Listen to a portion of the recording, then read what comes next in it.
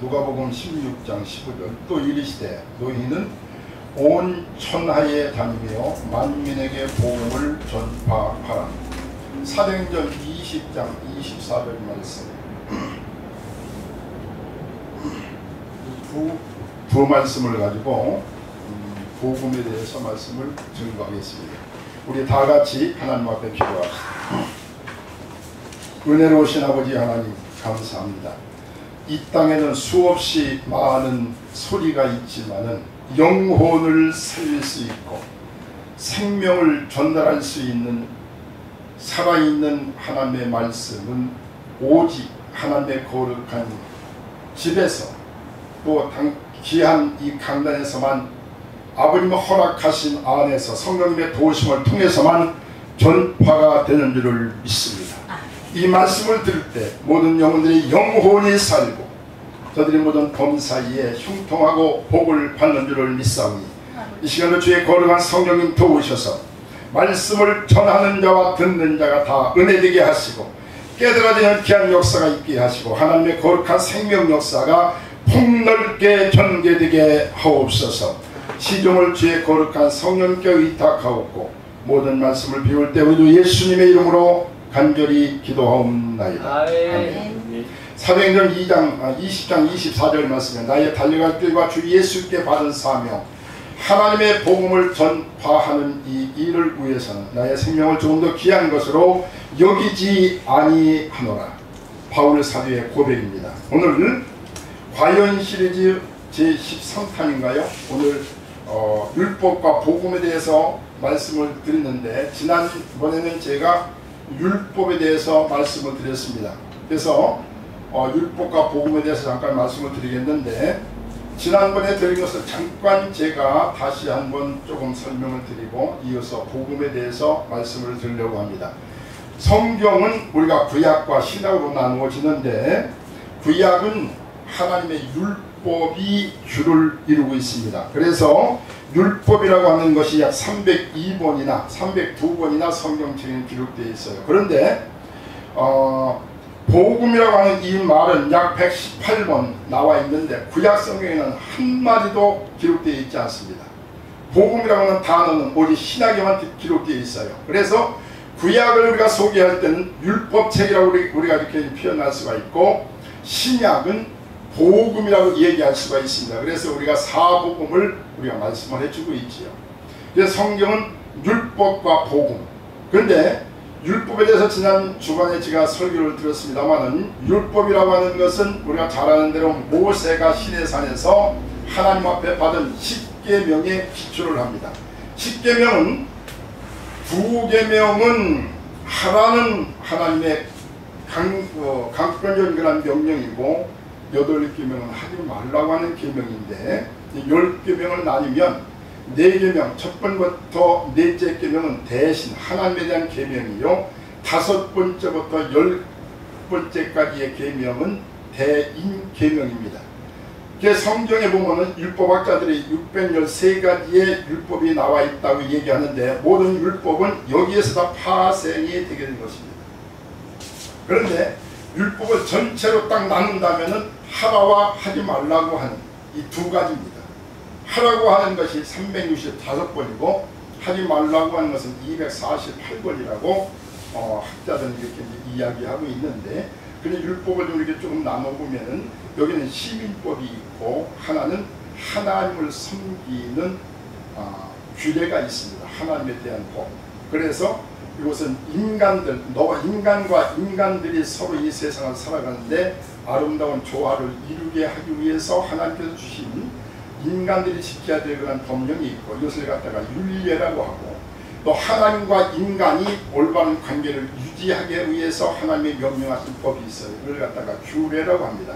이걸 한꺼번에 묶어서 우리가 율법이라고 이렇게 이야기하는데 그런데 하나님께서 이스라엘 백성들에게 주신 이 모든 율법의 부분은 이것을 몇 가지로 나눌 수가 있어요. 첫째는 사람과 사람과의 관계를 이렇게 이야기하는 하나의 윤리적인 계명이 있는가 하면 그리고 또 하나는 하나님의 택한 이스라엘 백성들이 그들이 아름다운 문화를 이루고 일등 국민이 되게 하기 위해서 그들에게 하나님께서 건강복을 주셨어요. 그래서 뭘 먹지 말아라, 뭘 먹어라 하는 것은 이건 전부 다 이스라엘 백성들을 하나님은 예수님이 오신 길이기 때문에 이 민족을 하나님은 문화적인 1등 그런 민족이 되게 하게 하기 위해서 하나님 그들을 통해서 예수를 보내실 것이기 때문에 문화적인 민족, 1등 문화민족을 하나님은 되게 하기 위해서 그들에게 위생법을 주셨고, 또 이제 보건법도 성경에 보면 또 나와 있어요. 이건 본관이 어디 가서 대변을 보든지 뭘 하고 하면 꼭 덮어라, 이런까지 아주 자세하게 나와 있는 것을 우리가 보게 됩니다. 그래서 성경은 이렇게 이제 모든 말씀으로 율법을 주셨는데, 율법을 주신 목적이 제가 네 가지를 제가 말씀을 드렸어요. 하나님께서 왜 그러면 율법을 주셨는가? 그 첫 번째는 뭔고 하니 이스라엘 백성들을 아까도 제가 말씀드린 대로 1등 가는 그런 문화 민족으로 하나님을 육성시키기 위해서, 그래서 하나님 그 민족을 통해서 예수님을 이 땅에 보내시기 위해서 하나님은 아주 세미한 것까지 먹어라, 먹지 말라, 뭘 하라 하는 것 전부 다 이렇게 하나님 가르치신 거예요. 두 번째는 뭔고 하니 이 율법을 왜 주셨는고 하니 지키라고 주셨는데, 이 율법을 지킬 수 있는 사람은 아무도 없습니다. 우리는 매년 10계명을 우리가 읽고 하지만 이 세상에서 10계명 지키는 사람은 아무도 없어요. 있습니까? 없습니다. 10계명을 다 지키는 사람은 아무도 없습니다. 그런데 하나님이 지키지 못할 율법을 왜 주셨느냐? 그것은 뭐고 하니 인간들이 이 계명을 절대 하나님 앞에 지킬 수 없는 죄인인 것을 깨닫게 하기 위해서 로마서 7장 10절 말씀에 하나님이 주신 율법 주신 그 이유를 바울 사도가, 우리가 이 율법이 오기 전에는 죄가 죄인 것을 알지 못했지만 율법을 하나님께서 주셔서 하지 말라고 하는 이런 것을 주셨기 때문에 죄가 죄인 것을 알게 되었다고 이렇게 말씀하고 있어요. 또 율법을 주신 목적은 뭔가 하니 율법 중에는 의식법이 있다고 그랬죠. 하나님을 섬기는 거라는 법, 제사법이라든지 제사장이 하나님 앞에 나가서 어떻게 섬겨야 되는 것이라든지, 또 아니면 모든 날짜나 규례나 이 모든 것들을 하나님은 전부 다 주셨어요. 이것은 뭔가 하니 장차 이 땅에 오실 예수 그리스도, 하나님 아들 예수가 이 땅에서 어떠한 일을 할 것인가를 하나님이 보여주는 하나의 예표입니다. 저는 그래서 이걸 가르쳐서 이거는 아파트를 짓기 전에 모델 하우스를 짓지요. 그럼 이런 아파트가 세워질 것이다. 그래서 그걸 보면은 앞으로 아파트가 이런 것이 지어질 줄 알고 먼저 계약하기 위한 하나의 그림대로 하나님이 주신 것이다. 율법을 주신 네 가지 목적은 뭔고 하니 그것은 하나님께서 하나님의 백성들을 거룩하게 하는, 구원받은 하나님의 거룩한 백성들이 지킬 것은 하나님과 또 이웃과의 이 지킬 모든 하나의 율례입니다. 그러니 이 율법을 전체를 하나로 묶는다면 사랑이고, 이걸 둘로 나눈다면 하나님을 사랑하고 이웃을 사랑하라. 그래 사랑 안에 모든 율법이 다 완성되었다고 주님은 이렇게 말씀해 주고 있는 것을 보게 됩니다. 그래서 우리가 구원받은 예수님을 영접한 하나님의 거룩한 백성들이 하나님께서 우리에게 주신 옛날 모든 의식법 같은 것은 예수님 오심으로 다 폐해졌고, 그 외에 우리가 너와 나와의 관계, 하나님과의 관계, 이 모든 인격적인 관계에서 우리가 지켜야 될 이런 모든 문제는 우리가 지금도 지켜야 된다. 그렇게 함으로써 우리는 하나님의 거룩한 성품에 참여하게 되고 거룩함에 이루고 나갈 수 있는 양약 같은 그것이 우리 율법이라고 하는 것을 제가 말씀을 드렸습니다. 오늘 신약 성경 안에는 복음이라고 하는 것이 약 118번 있다고 그랬어요. 구약 성경에는 한마디도 없습니다. 복음이라는 내용이. 그러면 이 복음이 무엇이냐? 우리가 복음은 우리가 잘 알지요. 복된 소리, 유한계율, 복된 소리. 아주 굉장히 아주 좋은 거라는 것, 소식, 이런 소식이지요. 그럼 이 소식이 무엇이냐? 이 소식은 곧 예수님에 대한 이야기지요. 예수님에 대한 이야기. 그래서 성경은 예수님에 대한 이 이야기가 곧 복음이요. 이 복음이 이 땅 위에 예수님이 오셨을 때 복음이 이 땅에 오셨기 때문에, 그래서 모든 사람들이 회개하고 이 복음을 믿으라고 이렇게 예수님의 말씀을 읽고 세례안도 이렇게 읽힌 것을 우리가 보게 됩니다. 그러면 예수님에 대한 이야기, 이것을 우리가 이제 세 번으로 나눈다면 5가지로 딱 나눌 수가 있겠지요. 첫째가 뭔고 하니 예수님의 탄생의 복음입니다. 그렇죠? 예수님의 이야기하면 예수님의 탄생을 빼놓을 수가 없어요. 그런데 왜 중요하냐? 그것은 뭔고 하니 예수님이 이 땅에 여자의 후손으로 태어났지요.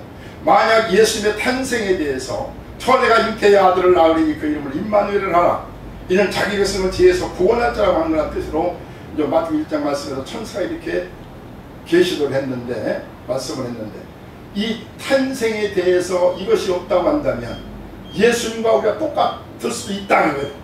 우리는 전부 다 부종 모혈을 통해서 이 땅에 태어났고, 전체가 아담의 후손으로 태어나서 범죄한 아담의 그 죄를 우리가 유전띠에서 이 땅에 태어났지만은, 예수님은 아담을 통해서 아담의 씨로 온 것이 아니고, 그렇기 때문에 아담으로부터 유전되어 내려온 그 원죄가 없으신 분으로, 그분은 수천의 마리아의 몸속에 하나님의 거룩한 말씀 영이 직접 입식해서 이 땅에 입혀있고 오셨다는 거예요. 그렇기 때문에 이것은 구원의 근원이신 예수님을 우리가 탄생을 통해서 우리가 가르쳐주고, 그분은 정말로 구원하실 수 있는 자격자인 것을 복음을 통해서 우리가 알게 해줍니다.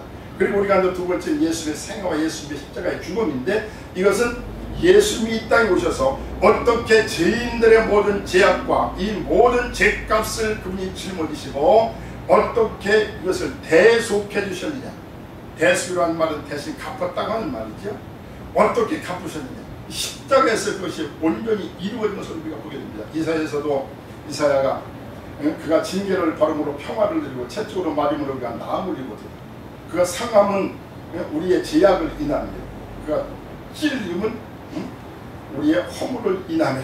그래서 예수님께서 찢기고 상하고 채찍으로 맞으시고 온 육체가 갈기갈기 찢어지고, 그리고 이 땅 위에 그분은 하나님의 아들이지만 그 모든 영광을 버리고 이 땅에 지내오셔서 비천한 육체를 입고 그분은 아주 저주스러운 그런 삶을 사셨다는 거예요. 그러니까 예수님의 십자가에서 당하신 이 모든 것만 우리를 대속하신 것이 아니고, 예수님의 삶 전체가 우리의 대속의 삶입니다.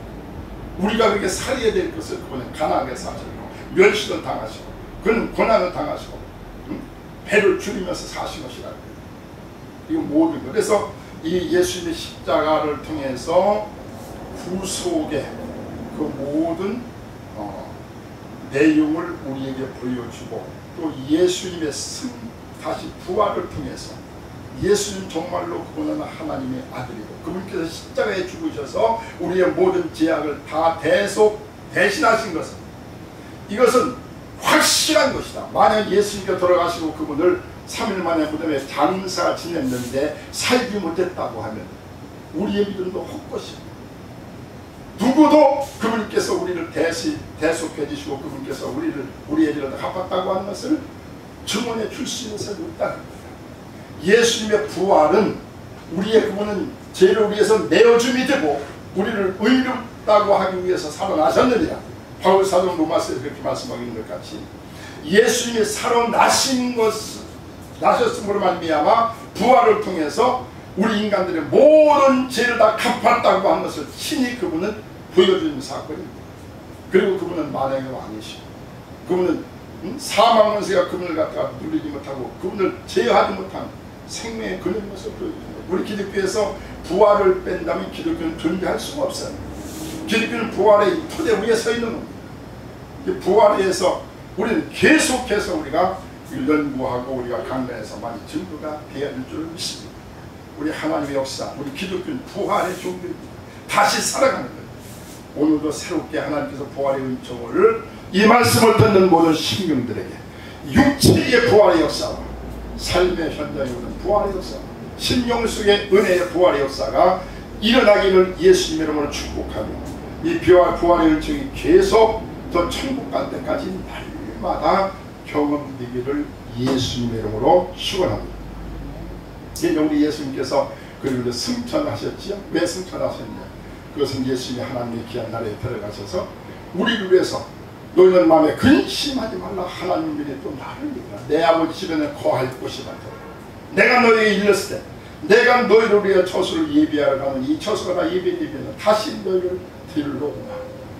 우리 예수님께서 저 승천하셔서 아버지의 집에 가신 것은 우리를 위해서 처소를 예비하시고 우리가 갈 곳을 먼저 주님께서 길을 열으신 것을 우리가 보게 됩니다. 이것이 복음이라.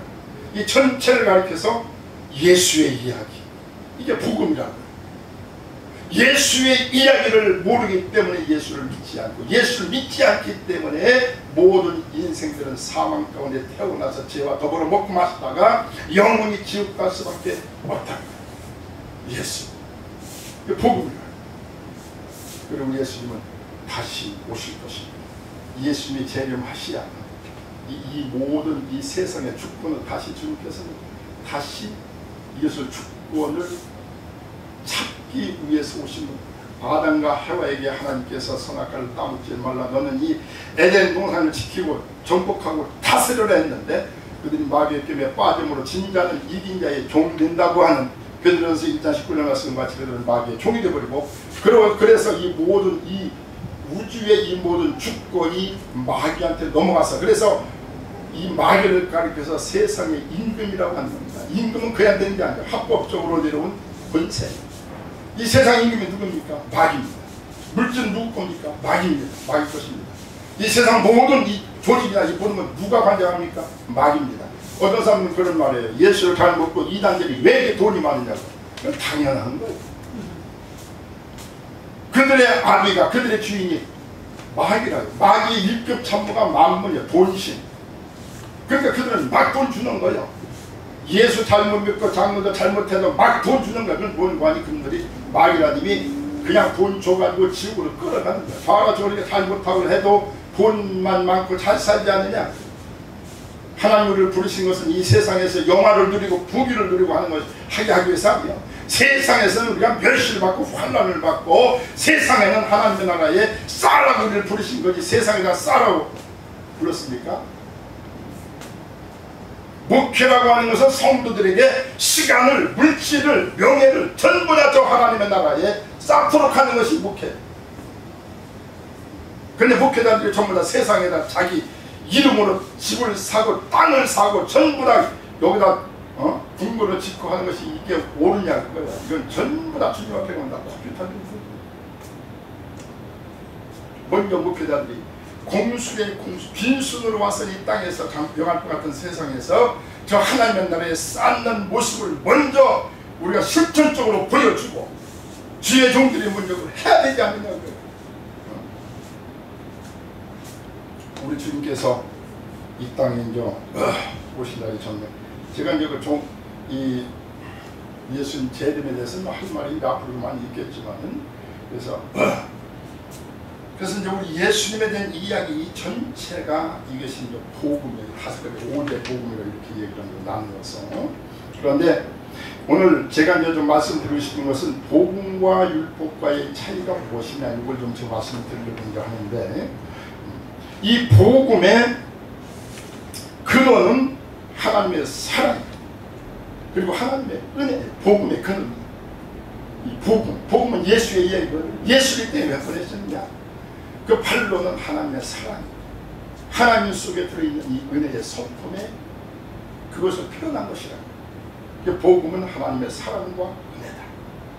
그리고 하나님의 은혜는 아버지로서의 본능이며 그분의 성품입니다. 하나님께서는 은혜의 하나님, 은혜라고 하는 것은 대가 없이 거둬주신. 성경에 보니까 요한복음 1장 11절 말씀에 보니까 그 은혜 위에 16절인가 보면 은혜 위에 은혜, 짓기 높으신 그에게 받으니 은혜 위에 은혜라는 말이 나오지요. 은혜가 2번 나오지요. 그래서 저는 그걸 읽으면서 아 그렇구나, 2가지 은혜라. 첫 번째 은혜는 뭐하니? 이 세상을 살아갈 때 하나님께서 우리에게 베풀어 주신 물질적인 은혜, 이거는 우주에서 우리가 받는 은혜입니다. 이 모든 것들 전부 다 하나님이 다 은혜 주시는 거 아니에요. 오늘도 하나님이 공기와 햇빛과 우리의 건강과 호흡할 수 있는 것과 자식과 남편과 이 모든 것. 근데 이거는 전부 아니야. 근데 우리 인간은 하나님의 속성과 닮아져서 영이 있기 때문에 영원한 존재라고 해요. 그래서 하나님께서는 영원한 것을 하나님께서 주시기 위해서 신령한 은혜를 주셨습니다. 할렐루야. 예수님을 통해서 하나님의 환경에서 영원히 살 수 있는 신령한 은혜를 주셨다. 하나님 앞에 감사하면 이게 감사합니다. 나 같은 지 여러분, 디오게네스라고 하는 그希腊의 그 철학자가 그 당시에 그 임금이 그래서 자 너한테 뭘 해주기 원하느냐 명예대신거 다 하시다는 거예요. 알렉산더가. 근데 어떻게 사는 거아니 다 썩은 통나무 숲에서 그냥 거기서 그냥 옷 하나 입고 어떤 때는 옷도 안 입고 사. 근데 너무나도 박식하고 유명하다. 그게 좀 교수를 주고 좀 하고 싶은데도 싫다. 한번 찾아가서 자, 내 밑에 와서 그 좋은 시시를 좀 백성들을 위해서 나를 위해서 좀 이렇게 좀 써줄 수 없느냐, 무엇을 원하느냐 하니까 대왕이 한 가지 원하는 건 한 가지밖에 없나이다. 지금 제가 대왕님이 서 있어서 햇빛이 안 띄어서 내가 추니까 좀 비켜주십시오. 아니 그런 것 말고 뭐 원하느냐? 한 가지라고 저한테 주실 수가 있습니까? 영원한 것 하나만 한 조각이라도 좋으니 영원한 것 하나만 주십시오. 이 세상에서는 영원한 것은 아무것도 없지. 알렉산더, 징기스칸 전부 다 그들은 단명하고 다 주고 세상을 다 하려고 한다. 영원한 이거는 예수 안에만 있습니다. 우리는 예수 안에서 영원히 하나님의 환경을 누리느냐 아니면 예수 바깥에서 내세를 포기하고 살다가 영원한 지옥 하나님 앞에 버림받은 상황에서 영원히 그리같이 영원히 살게 되는 그 지옥 하나님 앞에 버림받는 것이 지옥. 세상을 떠나 욕망은 그대로 있어. 그대로 물 먹고 싶고 쉬고 싶고 사랑하고 싶고 보고 싶고 의식은 고단 욕망. 그런데 육체는 그 욕망을 충족하시면 이건 기계예요. 하나의 연장. 목마르면 먹을 수가 있는 거예요. 육체가 없어 못 먹는다. 목마른 영원히 지구에서 하나님은 은혜의 하나님. 왜 하나님이 우리에게 그냥 주시느냐 그분의 속성의 속성. 왜? 그분이 우리 아버지이기 때문에. 그분이 우리를 만드셨기 때문에. 자식한테 부모의 본능은 뭔가 아니에요. 은혜입니다. 그렇죠? 자식한테 다 주기 싫어하는 사람이 누가 있냐고요. 자식을 사랑하고 자식을 갖다 위해주고 자식한테 내가 먹던 거라도 주고 싶지 않은 부모가 누가 있느냐고요. 하나님은 은혜는 속성이에요. 하나님의 사랑은 그분이 속성이에요. 하나님은 사랑이시라. 그러니까 너희가 받으라 그거예요. 우리가 그것은 받는 것밖에 없어. 그분을 믿고 그분이 주면 받으면 돼요. 그런데 안 받는 세상에서 지옥 가는 죄가 무슨 죄입니까? 간음하는 죄요? 도둑질한 죄요? 세상에서 지옥 가는 죄는 한 가지밖에 없어. 하나님의 은혜와 사랑을 거부하는 죄. 자기의 생명을 거부하는 죄. 오른편 강도도 주 예수여 내 영혼을 당신이 나라에 갈 때를 기억하서 나 구원해 주소서. 뭐냐? 나와 함께 나고 있으리라. 세상에서 가장 큰 죄는 자기의 생명을 포기하는 데 은혜를 포기하는 데 사랑을 포기하는 데 복음을 포기하는 데 복음에는 하나님의 사랑 영원히 살 수 있는 그런 진리가 이 복음 안에 담겨 있는 것을 믿으시기 바랍니다. 하나님의 첫 번째 하나님은 영원한 것을 주시기 위해서 우리를 부르셨고 우리를 하나님의 거룩한 중역자 이 복음을 전파할 수 있는 이 위대한 사명을 우리가 받게 했어요. 그래서 우리는 시간 있을 때마다 때로는 어떤지 못 어떤지 우리는 이 복음을 전파해야 돼요. 바울사는 자기의 생명을 조금도 귀한 것으로 여기지 않고 이 은혜의 복음을 전파하기 위해서 그는 전부 다 죽이같이 다 버렸다고 했어요. 한번 따라합시다. 우리 다 주의 종들이고 하나님의 사자. 주여 남은 생에 죽도록 복음만 전파하게 하옵소서. 저는 여기 와서 제가 어떻게 하면 좀 많은 사람들한테 복음을 전파할 수 있고 같이 복음을 나눌 수가 있겠나 우리 생각을 많이 했어요. 신학교 와서 강의를 하고 이렇게 좀 하고 했지만 몇 사람들 뿐이니까. 그런데 우리 하나님께서 김기훈 귀한 목사님을 열차 안에서 만났어. 전철 안에서. 그래서 얼마나 귀한지 이 시간이 얼마나 귀한지 난 이 시간이 굉장히 기다렸죠. 그래서 지금은 니약하나 하나님께서 기독교 방송을 하나님은 창대하게 해서 여기서 하나님의 거룩한 생명수의 말씀이 전 세계적으로 폭포같이 쏟아지고 흘러넘치는 여호와 삼마의 위대한 역사가 일어나게 되실 줄을 믿습니다. 아멘. 아멘.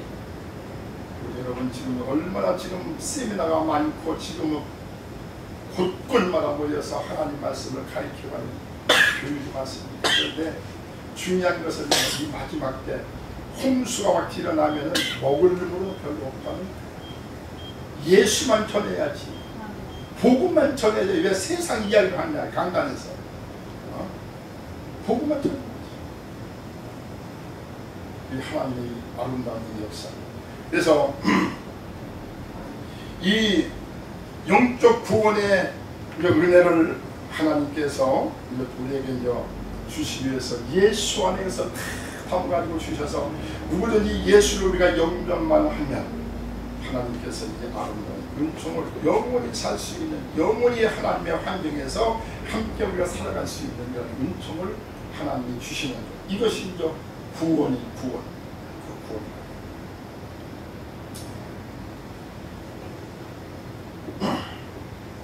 사랑과 공의가 있으신 하나님은 은혜를 거부하는 자에게는 공의로만 심판하십니다.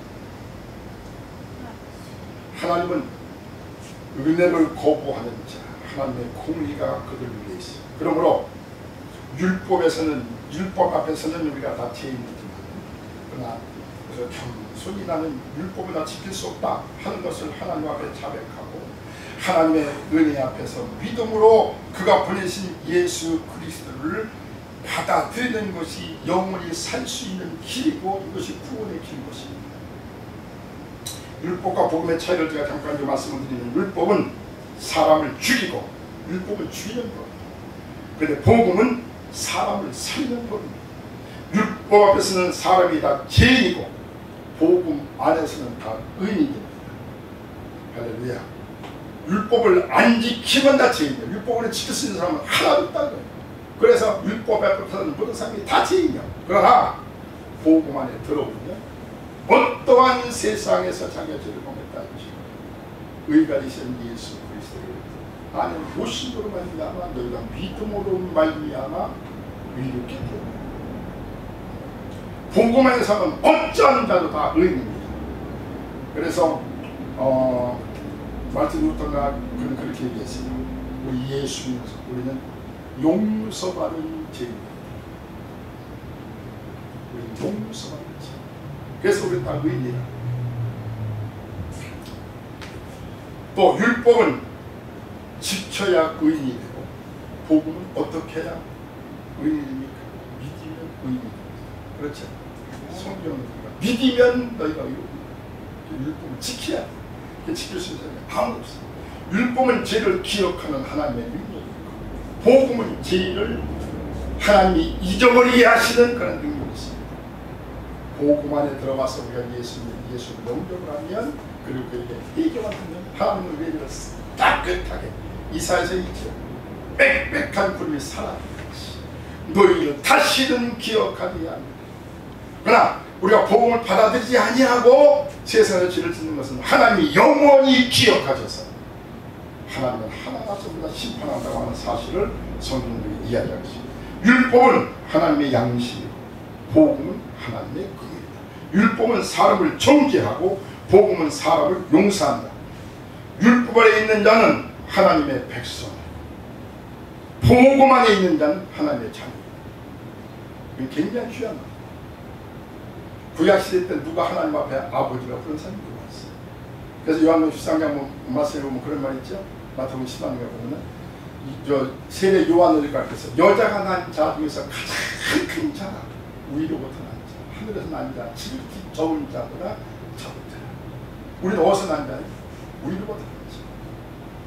구약시대 때는 이 안에 예수가 있는 사람이 아무도 없었어. 그들은 구원의 약속만 받았었지. 그냥 우리가 은혜 시대 때 복음 안에서는 예수가 이 안에 있기 때문에 나는 예수 안에, 나는 예수님은 내 안에, 예수와 연합이 되었어. 그래서 우리가 은혜 시대 때는 하나님을 아버지로, 율법 시대는 하나님의 백성, 이런 그 차이가 있는 것입니다. 하나님의 백성은 율법의 저촉을 받으나 하나님의 자녀는 율법의 저촉을 받지 않습니다. 구약의 율법 아래 백성은 섬김이 있고 신약시대 때 하나님의 자녀는 자유와 누리는 것입니다. 하나님의 자녀들은 누리는 것입니다. 우리가 종교같이 무엇을 행하고 하고 안 하고 해서 여기서 율법 때문에 불법 떴는 자들이 완전히 해방된 자들. 우리는 자원하는 마음, 우리는 자유한 자, 죄와 사망의 법에서 자유하는 자, 자유하는. 구약의 율법 아래 있는 백성은 두려움으로 복종하고 복음 안에 있는 자녀는 기쁨으로 순종합니다. 우리 하나님 백성들이 하나님 앞에 순종할 때 어떠한 마음을 가지고 사느냐, 그 굉장히 중요해요. 기쁨, 우리가 스스로 순종. 아직도 두려웠다는 사람 율법 아래 있는 거예요. 구약은 행하라가 365번 명령을 하고 신약은 믿으라고 하는 것이 255번. 구약은 행하라요. 그런데 신약은 믿으라고 255번. 믿으라고, 믿는 것이 받아들이라고, 간주하라고, 그렇게 여기라고, 지지하라고. 믿음 아닙니까? 신약성경에서는 믿으라. 할렐루야. 믿어야 돼. 받아들여야 돼. 왜 하나님의 거룩한 자녀들이 하나님의 위대하신 사랑과 그에 오는 약속과 그에 오는 축복을 우리가 이것을 경험하지 못하고 날마다 그의 선하심을 맛보아 알지 못하는 뭐하니 믿지 못하기 때문에 제가 나중에 믿음에 대해서 좀 말씀드릴 수 있는 기회가 있을 것입니다만 교인들도 아직 율법 아래 있는 자들이 있고 은혜 아래 있는 자들이 있는데 우리는 전부 그들이 은혜 아래서 하나님 앞에 용서받는 데 그 기쁨을 가지고 자원하면서 기쁨으로 하나님을 섬기고 하나님을 찬양하고 감사하고 기뻐하는 이런 자들로 만들어서 이 땅 위에서도 천국을 맛보고 누리다가 하나님이 예비하신 영원한 저 땅, 저 영원한 아버님의 그 환경에 들어가서 이것이 같이 연결되어야 될 줄을 믿습니다.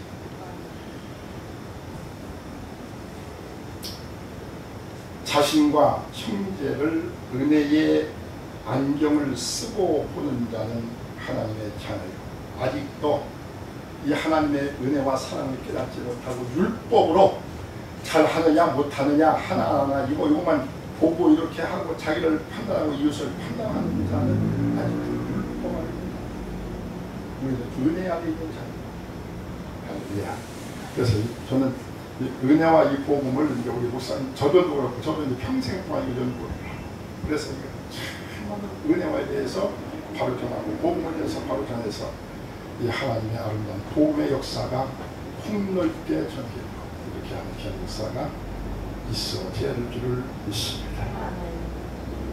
하나님의 은혜의 이 아름다운 은총이 말씀을 듣는 모든 자들에게 충만히 임하기를 드신 예수님의 이름으로 축복하며 말씀을 마칩니다. 기도합시다. 거룩하신 우리 아버지 하나님 은혜를 감사합니다. 지금도 부족한 종이 둔한 입술을 가지고 하나님의 말씀을 증거했나이다.